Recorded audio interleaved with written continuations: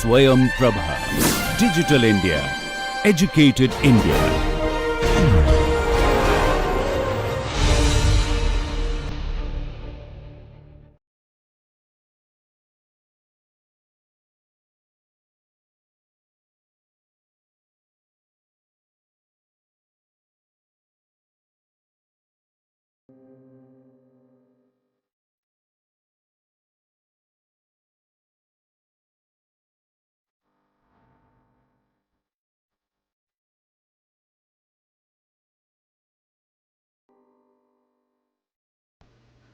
I welcome you to this lecture of flow through porous media.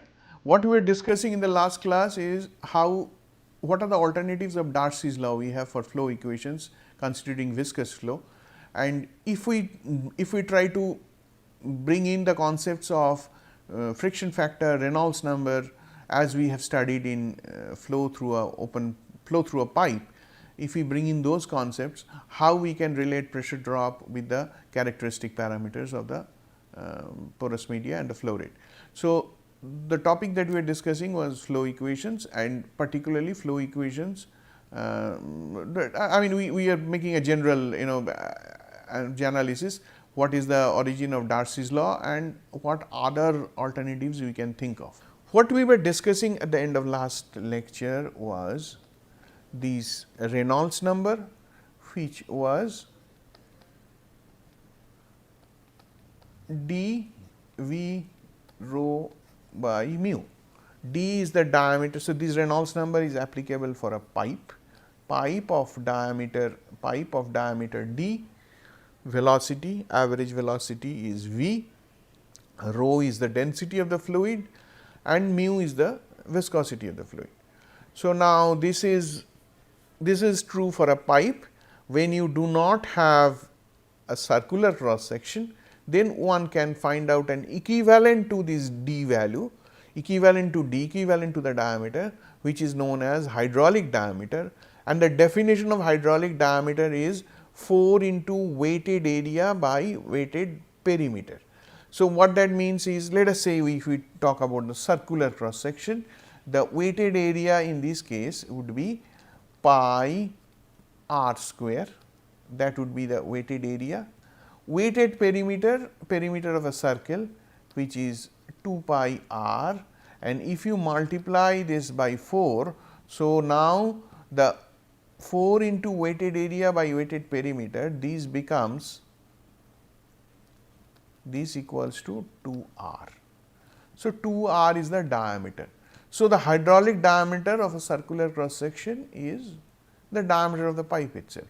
So, you can see that this concept of hydraulic diameter that works generally if one does not have a circular cross section.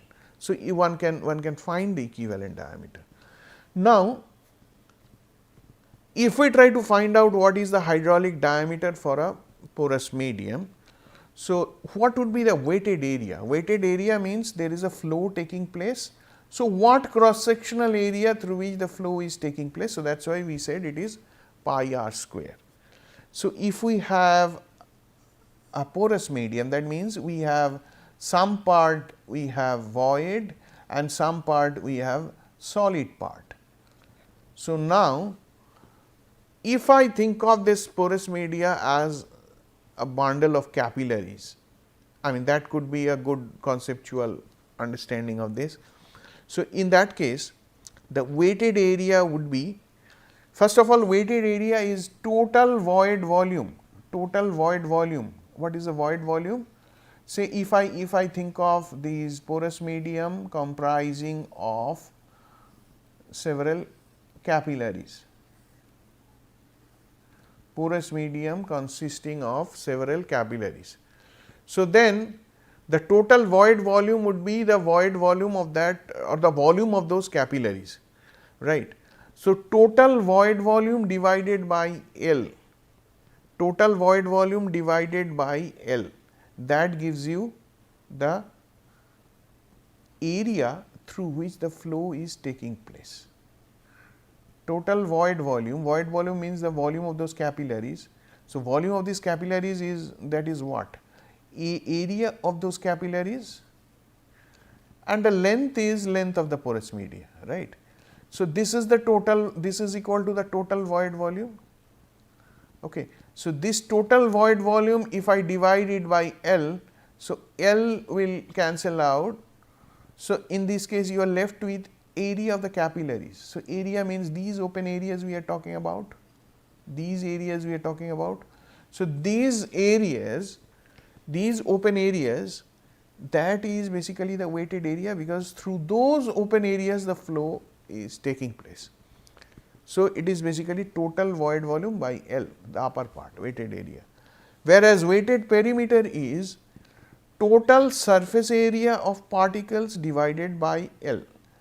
What is the weighted perimeter in, if we consider these to be capillaries? It would be the total see weighted perimeter. So, we are talking about the perimeter of these capillaries multiplied by L, right. So, that is going to be the total surface area of particles, right. If you look at, if you think of,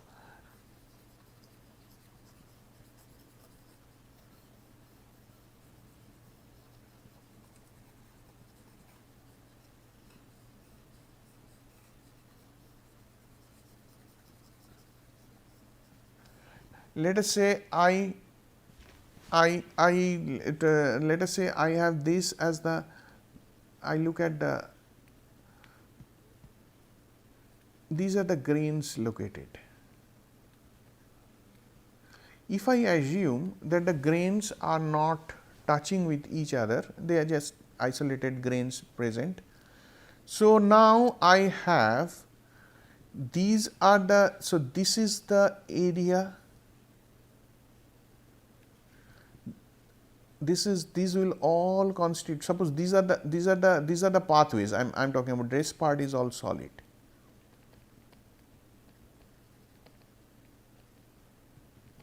So, this solid part is arising from the particles. So, this is the pathway through which the flow is taking place.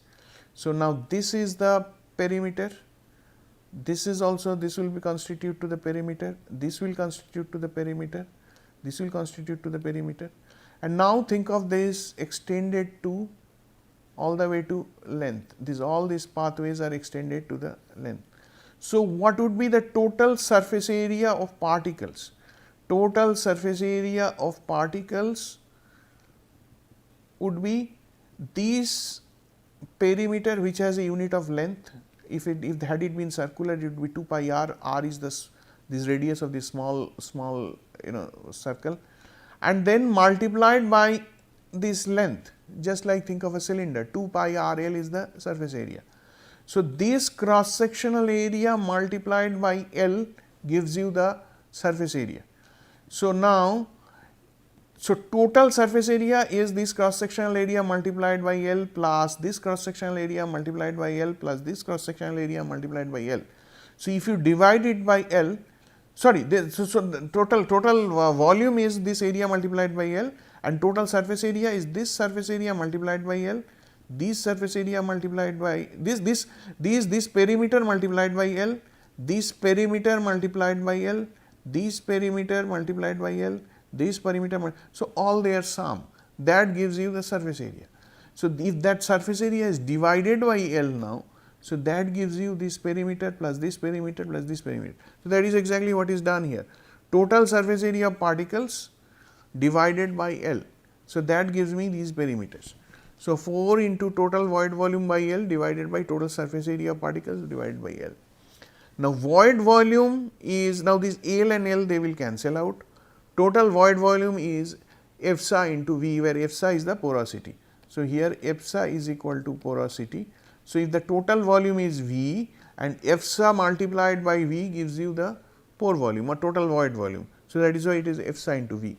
And total surface area of particles, when it comes to total surface area of particles, one can write these to be total number of particles multiplied by surface area of one particle. Okay.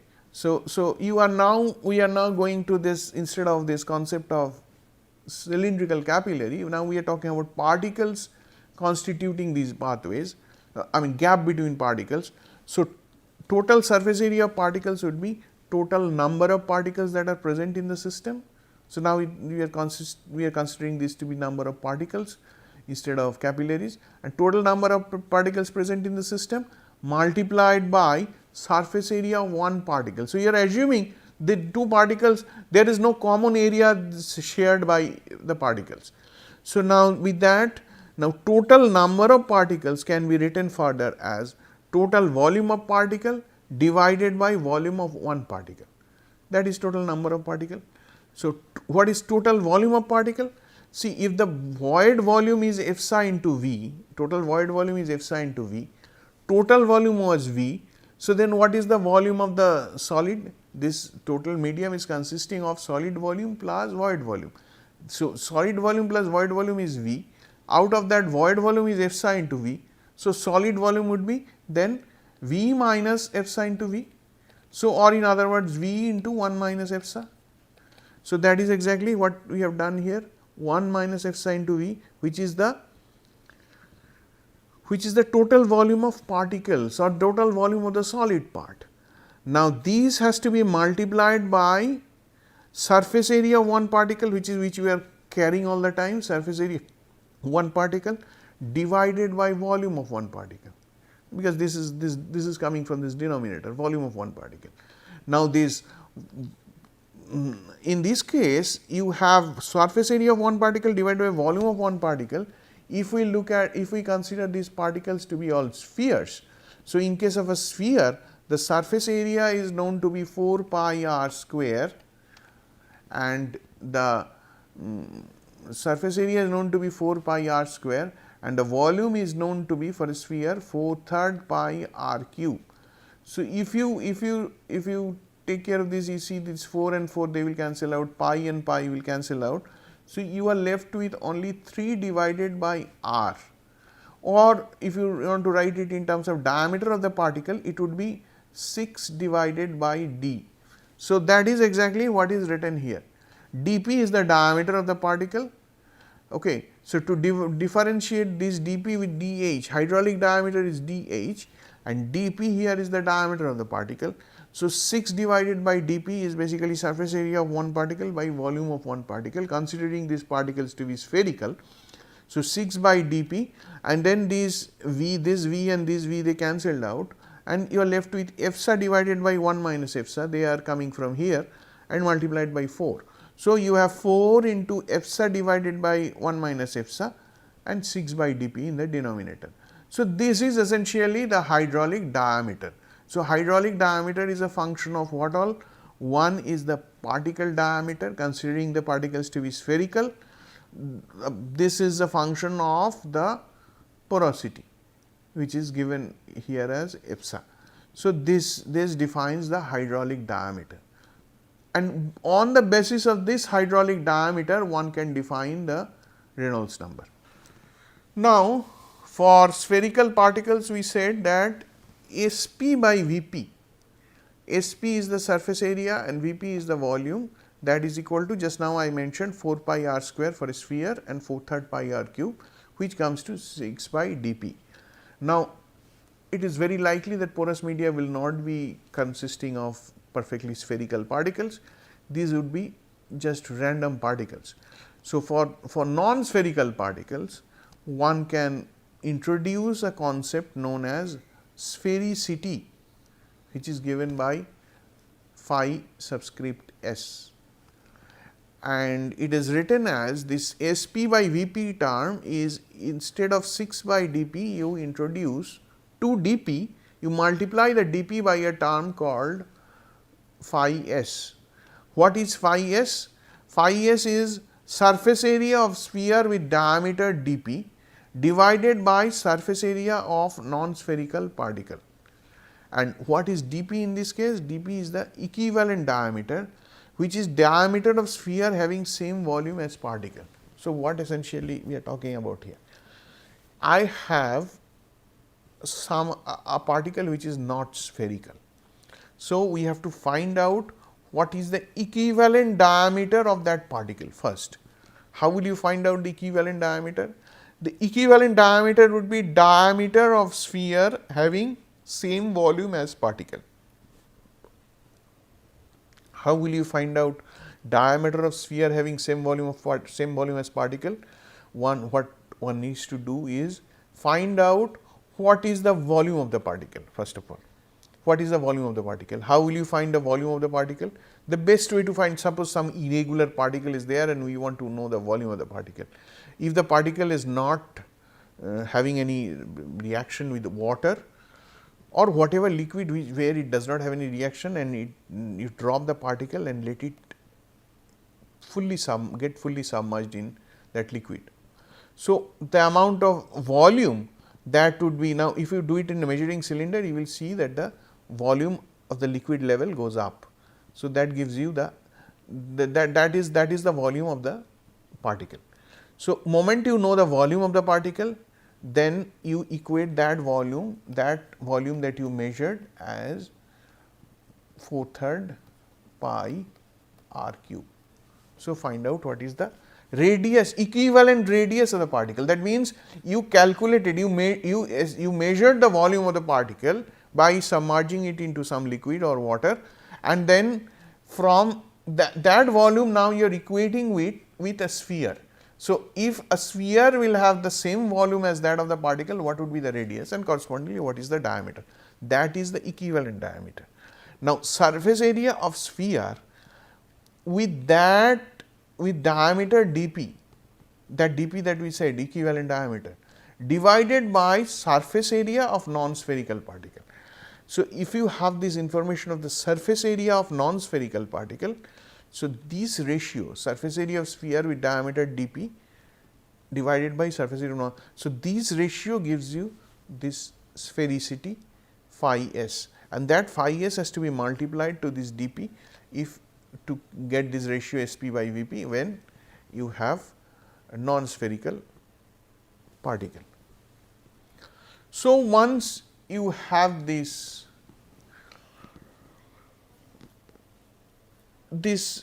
hydraulic diameter part taken care of, then what you would do is, then you have to define the Reynolds number for porous media, and the Reynolds number for porous media would be hydraulic diameter multiply. So, originally our Reynolds number was what? Our original Reynolds number was dV rho by mu in a pipe. So, in a pipe, d is the diameter of the pipe, inner diameter of the pipe, v is the average velocity, rho is the density, and mu is the viscosity. So, rho and mu, these are viscosity, these are the properties of the fluid. So, this rho and mu, these are characteristic property of the fluid. So, this rho by mu term is remaining as it is, we do not have any issue. Here we have this hydraulic diameter, which we have calculated just now with 4 into weighted area by weighted perimeter and everything. So, for porous medium, we have this hydraulic diameter now as 4 into weighted area by weighted perimeter, and now this is function of 3 things. What are those? One is EFSA. So, this hydraulic diameter depends on EFSA, the porosity.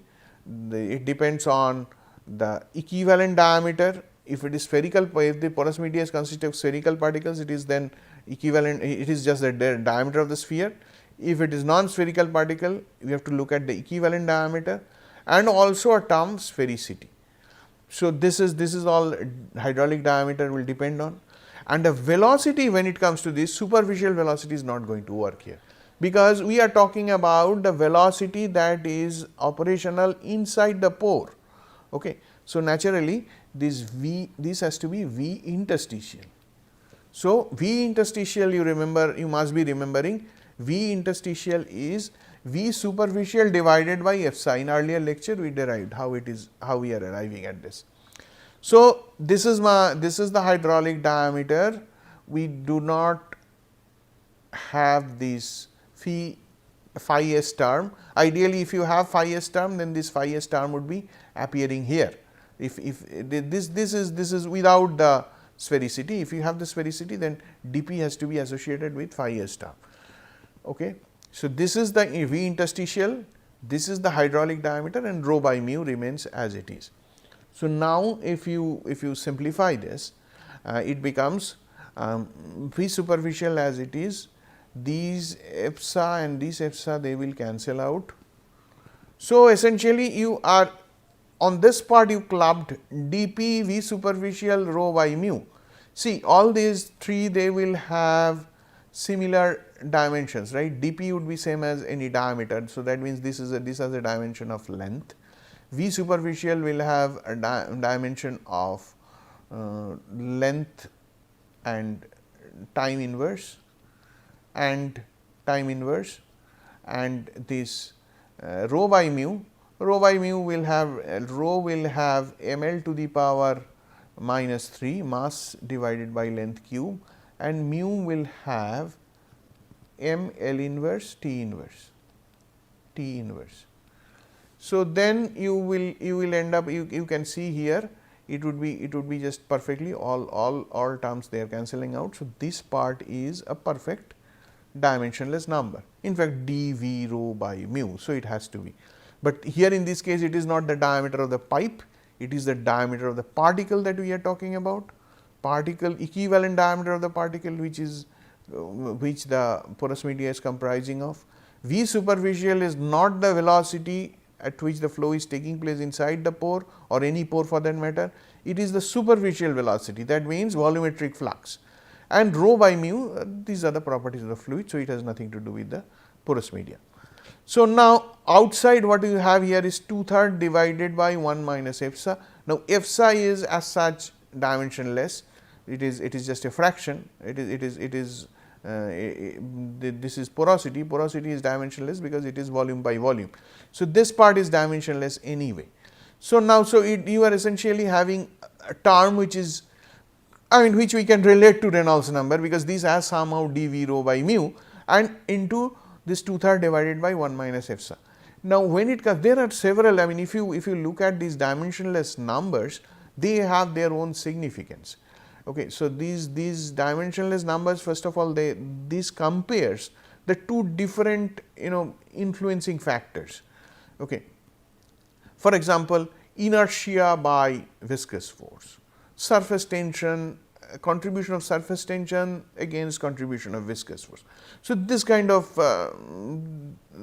dimensionless numbers people would be continuously working on. For example, since you would be when it comes to two phase flow, we would be talking about surface tension or interfacial tension much more. You will find mu u by sigma. This is a dimensionless number. This number is known as capillary number. So, this is basically contribution of viscous component to the contribution of surface tension. So, which part is dominating? If you have a large capillary number, you can say that viscous part is dominating over surface tension. Whereas, if you have a small capillary number, you know that surface tension is dominating over the viscous. Similarly, here also this Reynolds number means it is basically supposed to be a ratio which gives me the effect of inertia to the viscous force. So, now this 2/3 does not feature there. 2/3, nobody talks about it. It doesn't make sense. Okay, so when it comes to dimensionless number, you take some parameters, club them together, make them dimensionless, so that first of all they should make some there should be some meaning out of it, that they should compare the two contributing factors, that is one thing. Second thing is this dimensionless number, use of this dimensionless number should make the process easier for us. For example, I suppose somebody wants to know what is the pressure drop for a flow through a pipe. Okay. So, they could have found out how pressure drop depends on diameter, how pressure drop depends on velocity, how pressure drop depends on density of the fluid, how pressure drop depends on the viscosity of the fluid. Separately they could have found out, and then with that information they could have they could have come up with some expression, and that could have been just fine. But the fact is, if they want to establish that, say, dependence of pressure drop against, let us say, the diameter of the pipe, to verify them experimentally, one has to conduct experiments with different diameter pipes. Similarly, one has to conduct experiment with fluids of different viscosities. All other parameters remain same. Similarly, fluids of density, where all other parameters they remain same. So one has to do, that one has to do several such experiments to arrive at these relationships, first of all. Second thing is, whenever you write such type of, suppose one does some experiment and come up with a correlation of delta p is 0.23 into velocity to the power say something, some number, if the other terms are remaining same. If one comes up with this expression, first thing would be, then moment you write such kind of an expression, what is the unit of velocity we are looking, because these equation becomes unit specific. So, what is the effect of unit specific equations?